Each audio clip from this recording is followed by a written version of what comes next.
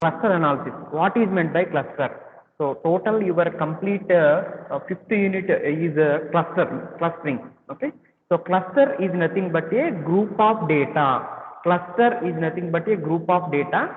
So that grouping can be done based on similarity or dissimilarity. A set of objects, set of elements are there. So in set of elements, you are dividing the data into number of groups. So each and every group is called as cluster. How you are dividing the data elements into number of groups? That is nothing but based on similarity or dissimilarity. Okay. So for simple example, so if there are 10 items are there, in 10 items, so you are having banana, some brinjal, next mango, next some other lady finger, some vegetables and some fruits. Okay. So you have to divide those 10 elements into two groups. Okay. 10 elements into two groups such that each and every group is dissimilar to other group. Okay. Here two groups na. One group is completely dissimilar to other group. In that group, in each group, all the elements should be similar. Within the group, all the elements should be similar, and those elements in the group or within the group are similar, but that group should be dissimilar to the other group. That is nothing but clustering. Clustering is the process of dividing the data into number of groups. So that is nothing but number of clusters based on similarity and dissimilarity. There is no guidance, there is no supervision can be given, there is no class labels, there is no classes can be given. Okay. So in clustering, there is no guidance can be given, there is no supervision can be given. Okay. Supervision is not there in clustering. Clustering comes under unsupervised learning. Okay, so in data mining, in machine learning, we are having three types of techniques. So first one is the supervised learning, second one is the unsupervised learning, third one is the reinforcement learning. First one, classification, is nothing but that is similar to clustering, a small difference is there. So that is nothing but in classification, the labels can be given, the classes can be given. We have to divide the data into number of groups and you have to assign that particular groups to classes. So that is classification. So here the clustering is nothing but dividing the data into number of groups based on similarity and dissimilarity. There will be no predefined classes, predefined labels and predefined guidance. You have to divide these many clusters, data into these many clusters. Okay. You have to assign to these type of labels. Like that, there is no supervision, there is no constraints in clustering. That's why it is called as unsupervised learning. So classification is the supervised learning, clustering is the unsupervised learning. In classification, there will be given vegetables class name, fruits class name. So like that, the class name can be given. The data elements, 10 items, you have to compare. You have to compare each and every element. You have to identify each and element. And if it consists of vegetable properties, you just place in vegetable class. If it is a fruit property, it consists of fruit properties, you will place the item into fruits class. Okay. Like that, you will divide into two groups. That is classification. But for the same example, we will see the clustering. In clustering, what we will do, that all 10 items we will take, each and every item we will compare with the all other 9 elements. So if it is, so one item we will place in one place, okay, in one cluster. Second item you will compare with all others. So it is similar to first item, na? So you will place in that cluster. If it is dissimilar to first item, then you will place in other cluster. Okay. So like that, you will compare all elements. 10 elements you will compare with one another. So all 10 elements you will compare with one another. So like that, you will just compare all the elements and you will divide into different clusters. How many clusters? The data will not be given. Based on similarity and dissimilarity only, you have to divide the data into clusters. Okay. So and the other thing is, the elements within the cluster are completely similar. So cluster 1, in the cluster 1 all the elements are completely similar. In cluster 2 also all the elements are completely similar. But cluster 1 is completely dissimilar to cluster 2. In cluster 1 all the fruits are there. In cluster 2 all the vegetables are there, like that. Actually we will not give vegetables, fruits like that.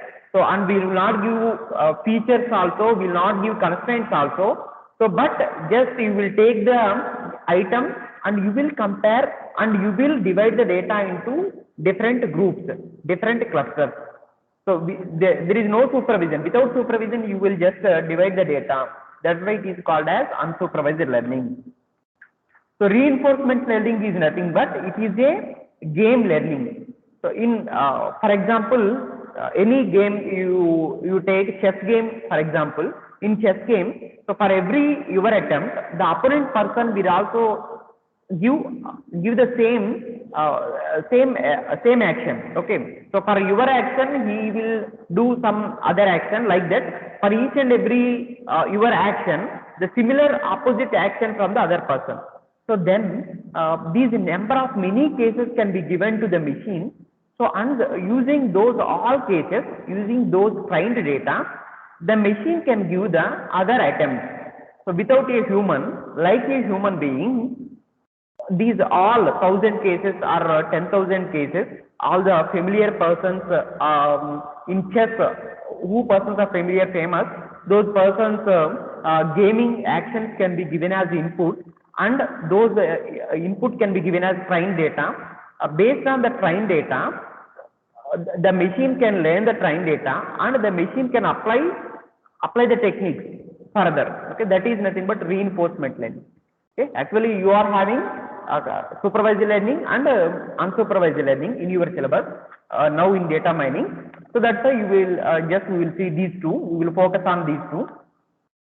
So cluster analysis is that, okay, the data can be divided into two different number of groups such that each and every group is completely similar, and within that element, that is intra-similarity, in that group all the elements are similar and that particular group is completely dissimilar to other groups, that is interdissimilarity. So number of groups are, one group is dissimilar to other and all elements within the group are similar. That is nothing but clustering. The process is nothing but clustering. The analysis of data like this is nothing but a cluster analysis. Okay. So next, general applications of clustering. What are different applications of clustering? So clustering is nothing but told you na, this is nothing but dividing the data into groups based on similarity and dissimilarity. First application is pattern recognition. You are analyzing similarity and dissimilarity. So that is nothing but pattern recognition. Pattern is nothing but bread tends to milk, beer tends to eggs. These are patterns. So you will recognize different patterns. So these two are similar, na? These two are every time they are purchasing, na? So bread and milk.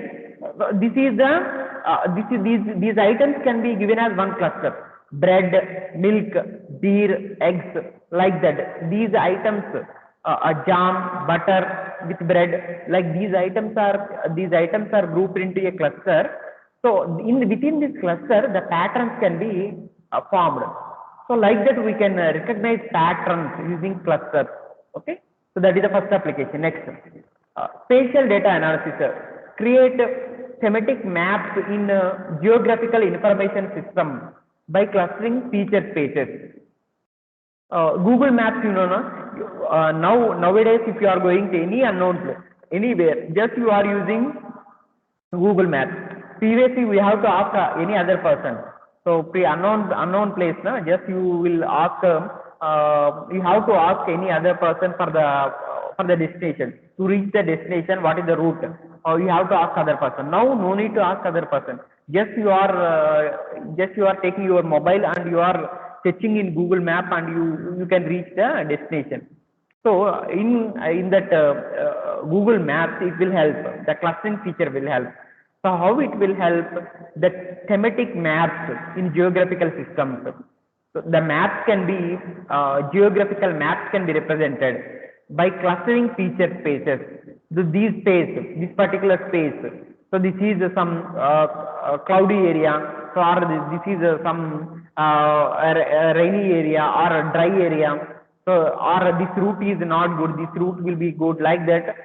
In Google Maps, you can visualize the climate of the particular area also. You can go into depth now, so you can see that is greenery or not. When you go into depth, just you open your Google Map, and you can see different types of colors. So green color is nothing but that is greeny area. So like that, when you go into depth, when you zoom, then you will go to particular location. Okay. So like that, creating thematic maps, in that also the clustering feature can be used. Okay, these features can be used.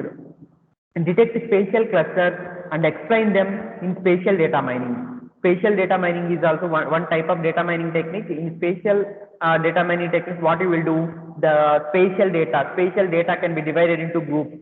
That is galaxies, stars, okay, different types of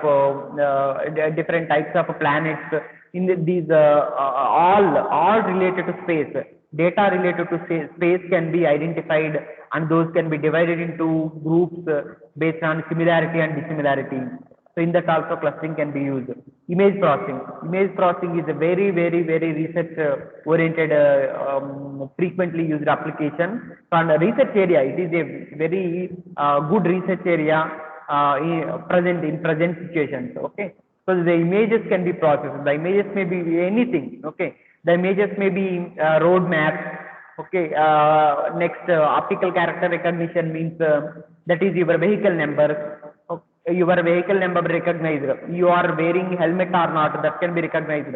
The total can be done by only with cameras, using cameras, CC cameras in traffic signals.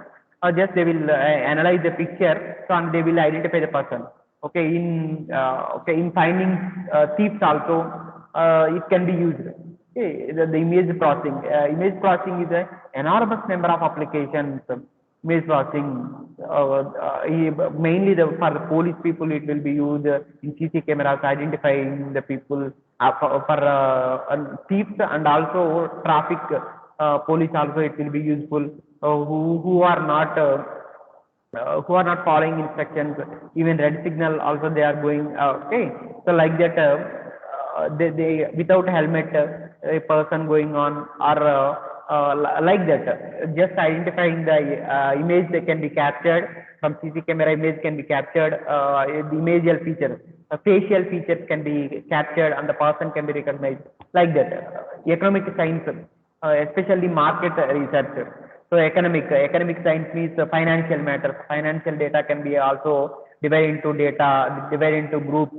That is based on similarity, means financial data, how the economy is down. Economy is in downfall. So from which time to which time the economy is downfall. That the total entire data can be data can be combined into one group.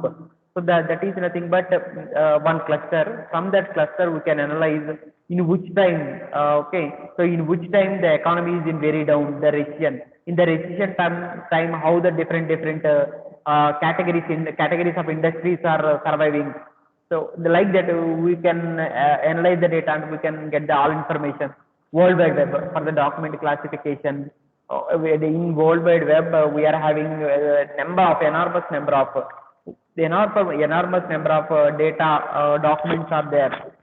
So in Google, if you just open Google, you search for something. Just I will upload regarding data mining some documents. So other faculty can upload other type of.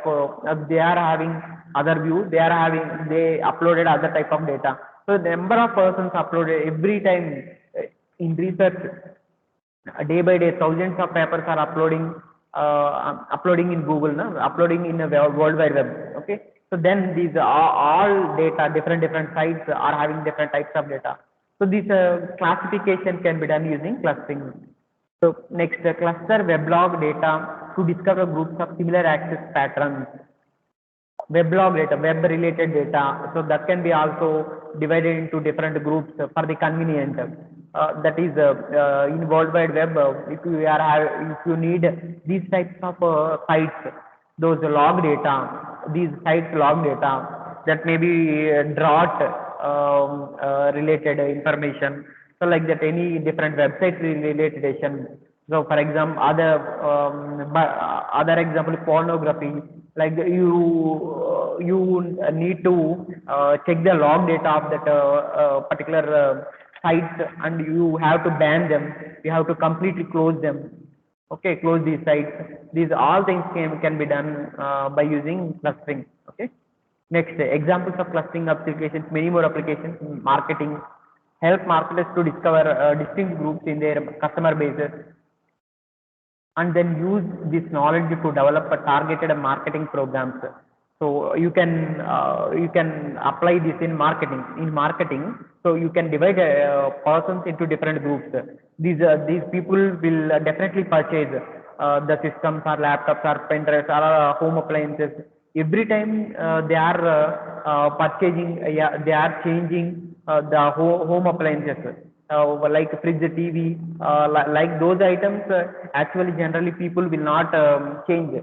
So 10 years, 15 years, 20 years, like that, if most of the people use. So, but some persons are changing, means you can analyze those persons and you can divide into one group. Those persons you can combine into one group, and you can give coupons for them using PhonePe. If you are using PhonePe or Google Pay, so you can observe like that. You are having different gift coupons. Gift coupons will come to you.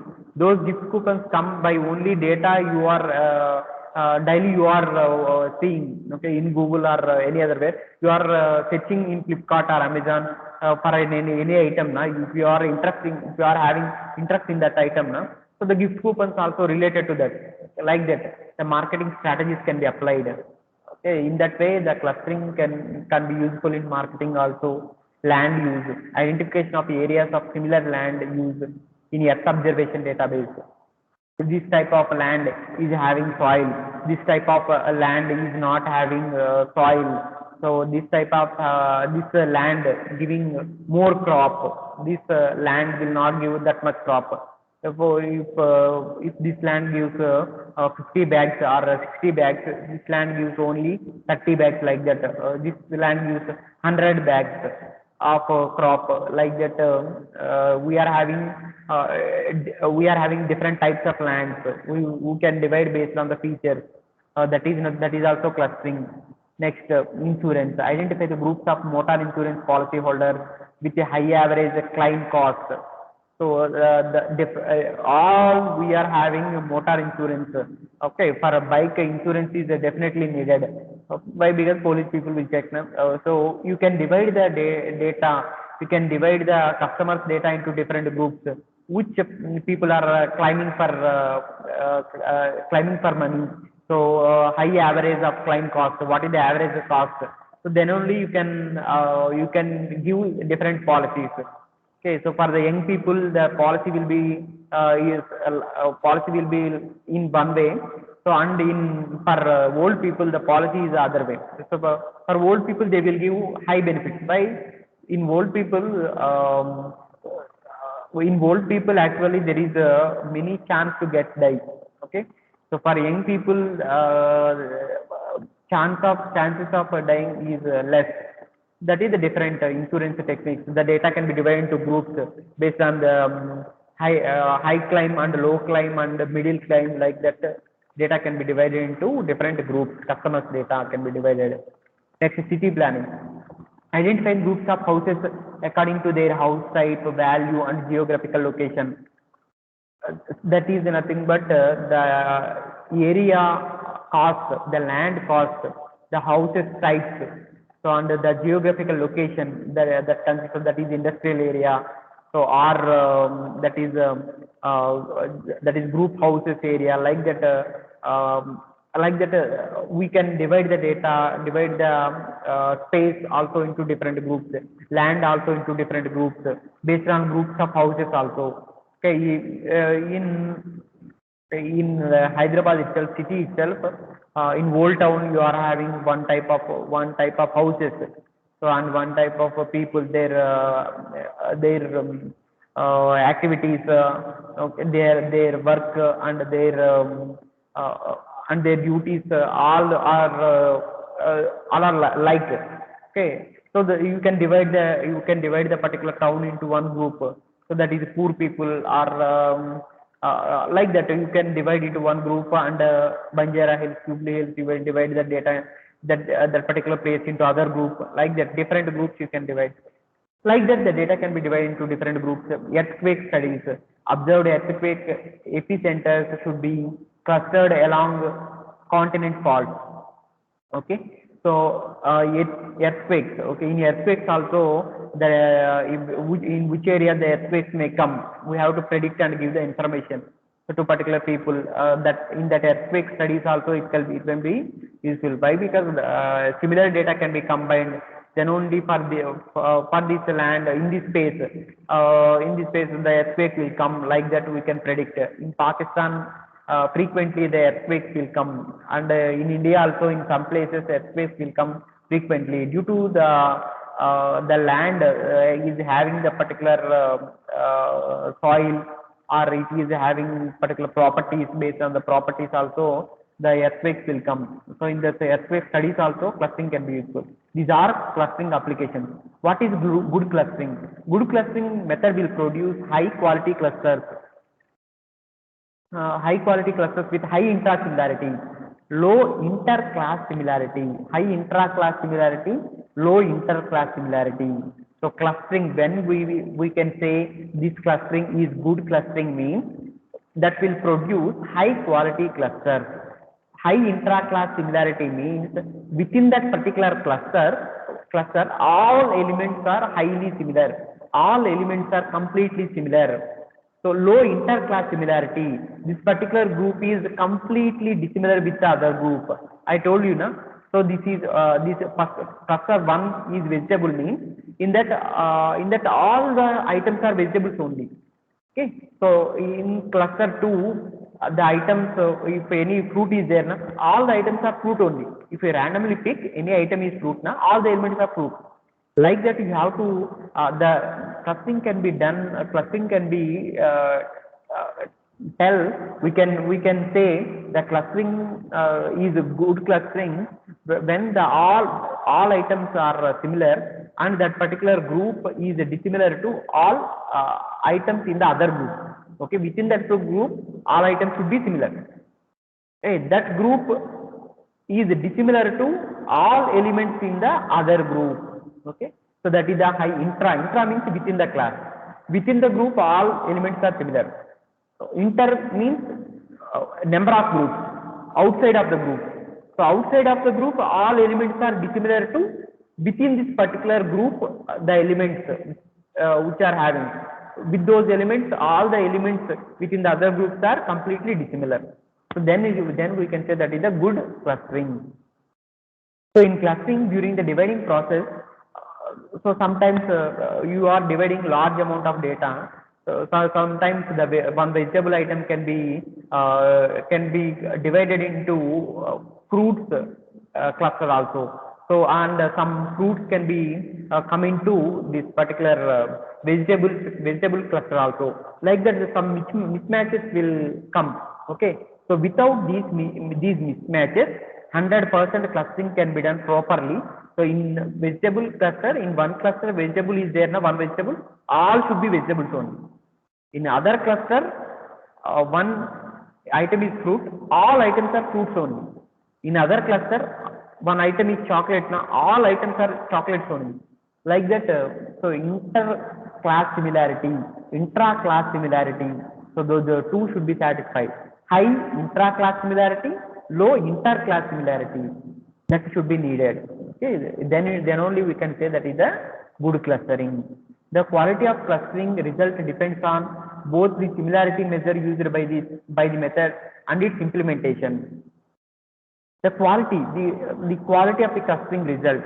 Clustering results can be depends on both the similarity measure used by method and its implementation. So for different algorithms we are having for clustering, we are having number of examples, number of algorithms. K-means clustering, DB scan, density based clustering, hierarchical clustering. There we are having several types of clustering. Those we will see later. Those we will see later actually. Different types of clusters we can see here. Categorization of major clustering methods, partitioning methods, hierarchical methods, density based methods, grid based methods, model based methods. These all are different types. Okay, so different types of clustering techniques are there. Different types of clustering algorithms are there. So the quality of clustering result depends on both the similarity measure used by this method. In this particular algorithm, in this particular method, how we are using the similarity. For similarity, you are using some formula. Okay, that formula is giving good result or not, and its implementation, how you are implementing this algorithm. So that algorithm should give accurate result. So accurate result means automatically that is a good clustering. Why? Because completely you are dividing the data into different groups. Different means one group consists of items, those all are similar.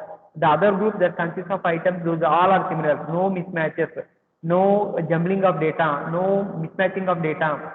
So then the quality of cluster should be good. Okay, so like that, the method of the clustering algorithm and the implementation of this particular clustering method, implementation of this algorithm is very important. That should also be quality. That algorithm is good, then automatically the items you applied for this algorithm, the algorithm will give the good result. The quality of a clustering method is also measured by its ability to discover some or all of the hidden patterns. So all the patterns it has to identify. The algorithm, clustering algorithm has to identify the different patterns. What are the hidden patterns? If you given thousands of items, you given supermarket data. This data mining and data warehousing entire subject is related to supermarket analysis. Supermarket analysis is the main application of this data mining and data warehousing. Why? Because the total data of all items. If you go to any supermarket, if you go to any big bazaar like any mall, shopping mall, if you went, so there items are thousands of lakhs of items are there. So all the items analysis and customer convenience. So I told you, different items. So if you are purchasing beer means 100% you are purchasing eggs. Okay, that is a combination. Next, milk means you are purchasing bread. So butter means you are purchasing bread. Jam means you are purchasing bread. So like that, that is a combination. Those combination, the patterns has to be also extracted due to this through this clustering method, clustering technique, clustering algorithm. So the quality of clustering method can be measured by its ability to discover some hidden patterns or all hidden patterns. What are the different relationships of the data? So what are different items you have to divide properly? If you divide properly, if you divide 100%, if you divide accurate, automatically the items within that particular cluster, you can form patterns. Okay, the data should be divided properly. So further, the clustering method should have quality. So quality means we should give accurate results. Anyway, for each and every algorithm, time is also mandatory thing. So in less time, the algorithm, the method, clustering method or clustering algorithm has to give good result. So then only the clustering method can be say as good clustering method. We can say this clustering method is good clustering method if it follows all the steps. Okay, if it follows all the features, properties. Okay, then we can say this is a good clustering method. Requirements of clustering in data mining. In data mining, what is the role of clustering? What are the requirements of clustering in data mining? In data mining, while you mine the data, while you extract the data, so what is the requirement of clustering? For to process the clustering, if you want to do clustering process, if you want to cluster the data, then what are the requirements? Requirements first one is the scalability. Okay, in data mining, the scalability is the main thing. Scalability means it should be applicable to large amount of data. If you are using one clustering algorithm, for data mining. It should have to useful for how much amount of data if you given, it should be able to process. If you are given 100 GB of data, 200 terabytes of data, then also the algorithm should be able to give the result. That is scalability. It should be applicable for terabytes of data, and also it should be applicable for megabytes of data. Then only we can say that is good. Okay, so that is also one requirement in data mining: ability to deal with different types of attributes. The clustering requirements, other requirements is the clustering method has the ability to deal with different types of attributes. In data, we have to mine data of different types. Different types of data we have already seen: temporal databases, text databases, graphical databases, multimedia databases.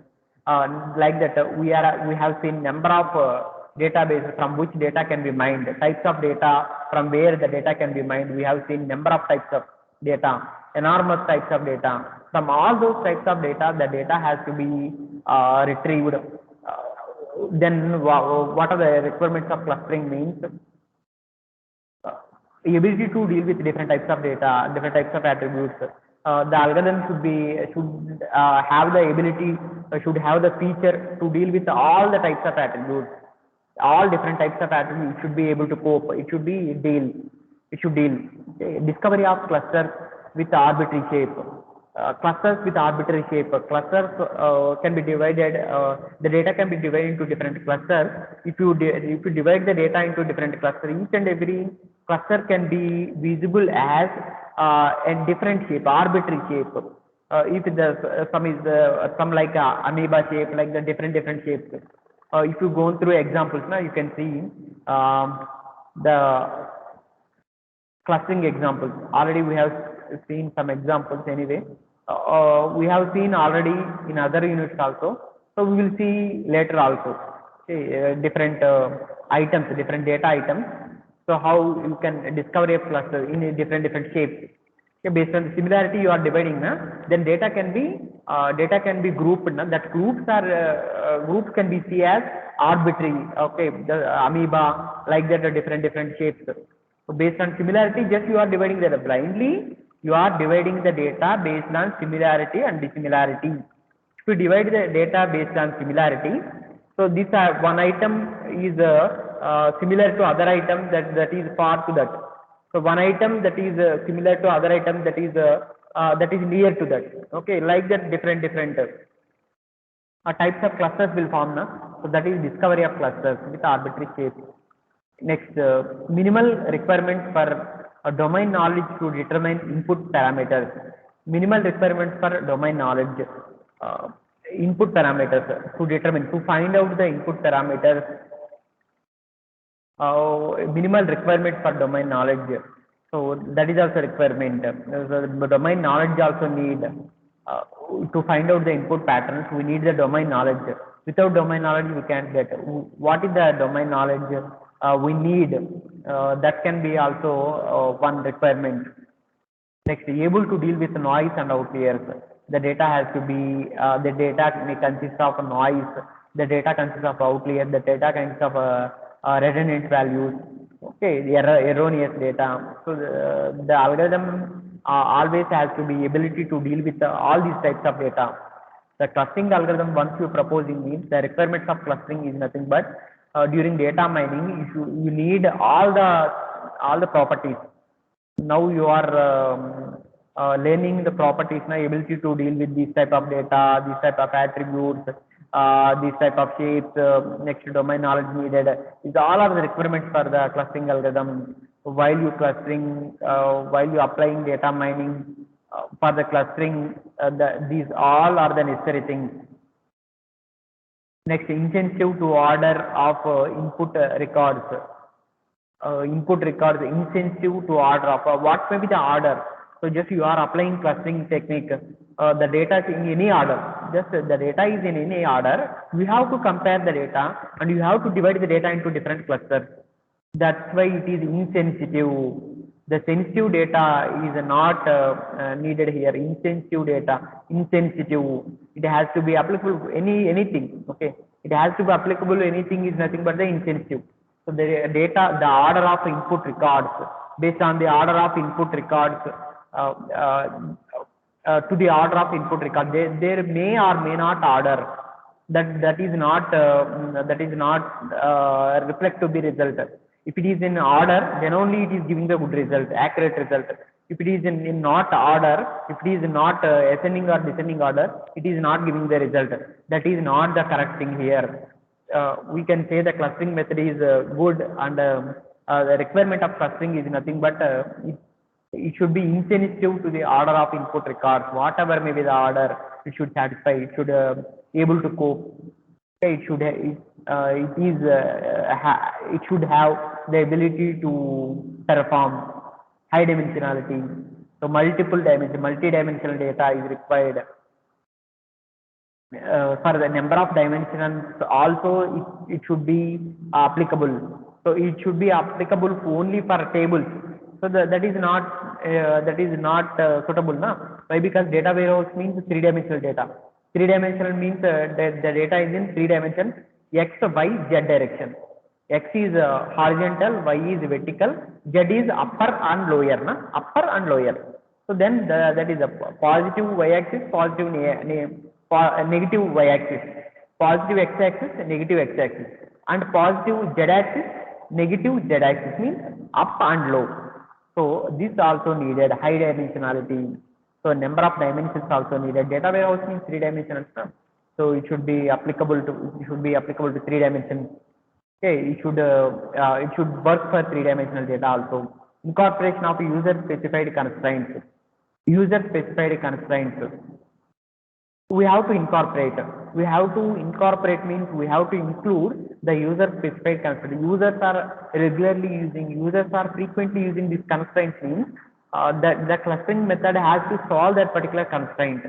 Okay, the clustering method has to ability to cope up with that constraints. Okay, so that is user specified constraints. So we are including the user specified constraints automatically. If you include, so if you are using one technique means that predefined data, predefinedly it is satisfying these constraints. Okay, every time you are using, most of the persons using, automatically you have to include those constraints. Next, interpretability and usability. The interpretability is also very useful thing here. Interpretability means understandability. You have to interpret the algorithm, so you have to use the algorithm. Okay, so these are requirements. So these all features should be needed. These all features should be needed for the clustering algorithm in data mining. To mine the data, if you are using any clustering technique, if you are using any clustering algorithm, that should satisfy all these properties. Next, different types of data in cluster analysis. During the clustering technique, during the clustering method, during clustering analysis, you need different types of data. So different types of data are there. If for clustering data, for clustering the data, we can cluster the data. The data may be in different types. What are different types? On which types of data we can apply clustering? We can apply cluster analysis. So that is nothing but types of data in cluster analysis. There are 4 types of data, actually 4 types of data variables. First one is the interval scaled variables. Interval variables. That means so the variable having values, those are nothing but interval values. Okay, interval scaled. From this to this, 10 to 20, 30 to 40, 50 to 60, like that interval scaled variables. Next, binary variables. Binary variables means yes or no. Next, nominal, ordinal and ratio variables. Nominal means name. For that variable, we are having values as names. Next, ordinal variables. For that particular attribute, we are having the order. Order means high, low, medium, like that. We are having the order. Order means after low, we have to go with medium. After medium only, we have to go with high. Okay, that is one order. Next, small, medium, large, extra large. This is the order. Okay, so ordinal values means ordinal variables means this. Okay. So ordinal type of attributes, next ratio variables, different types of ratio, 1:20, 20:15, 15:20, like that, different types of ratio variables also. On that type of data also clustering can be done. Next, variables of mixed types also the clustering can be done. We can apply clustering on mixed types of data also, mixed types of variables also. So that means the variable consists of integer and float values. The variable consists of own nominal values and binary values, like that. Mixed types or mixed type also. For example, the variable consists of character values and also integer values. That is numerical. Roll number, for example, roll number. In roll number, what you are having? 18211 A0515. Okay, it consists of A, that is alphabet, character, and remaining are values. Okay, real values. Remaining are numerical values. So it consists of numerical values and character values. Okay, so like that, mixed types. We need for different attributes, we need mixed types of data. So for this data also clustering can be done. Okay, clustering we can do on these types of variables. Okay, in cluster analysis, we will use all these types of different types of variables. Okay, so interval scaled variable. That means data can be divided into different intervals, 10 to 20, 30 to 40, like that, different intervals. Whatever may be, not only numerical and different characters also. So from A to Z. So for example, from A to Z are alphabets, na? A class to C class, next D class to E class, like that, interval from this to this, like that. Next, binary variables, 0 or 1, only having values 0s and 1s. Mostly we will use the clustering algorithms that consist of 0s and 1s. So always you are using now. Why? Because you have already seen frequent FT growth algorithm, uptree algorithm you have seen. So in those we will represent items by using 0s and 1s. If you are having particular item in that particular transaction, then 1, you can represent it as 1. If in that particular transaction, if you are not having that item, means it will be represented as 0, like that, 0s and 1s, binary variables. So next, nominal, ordinal, ratio variables of mixed types. All these are different types of data on which we can apply clustering. Interval variables. First, we will see interval variables. So already valued variables, we can apply clustering. So what is meant by interval variables? Already I told in overall way, in general way. So but here during the algorithm, during processing algorithm, you need some formulas for interval values. So for interval variables, you are having a different intervals of values. Na? So for those values, if you need to group the data, if you need to divide or grouping the data, combining the data, means those interval 10 to 20 means you need to perform some action. You need to calculate some mean value. You need to calculate some mean absolute derivation, that is the standardized data. Standardizing the data is needed. If you are having for that particular variable, if you are having 10 to 30, 10, 11, 12, 13, 14, like that, we may not apply all the values. So in that case, we need the mean values. In that case, we need to standardize the values.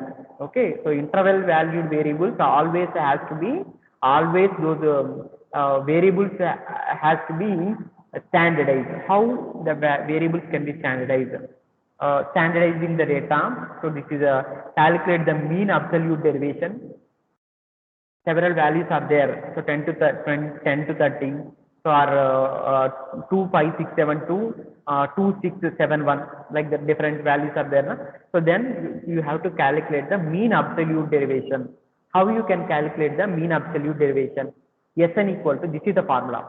S suffix n equal to 1 by n into mod x1n minus mn plus mod x2n minus mn plus and so on plus mod x nm minus mn. Like that you are having different standard deviations you need. So how to calculate standard deviation is nothing but n here is nothing but all elements.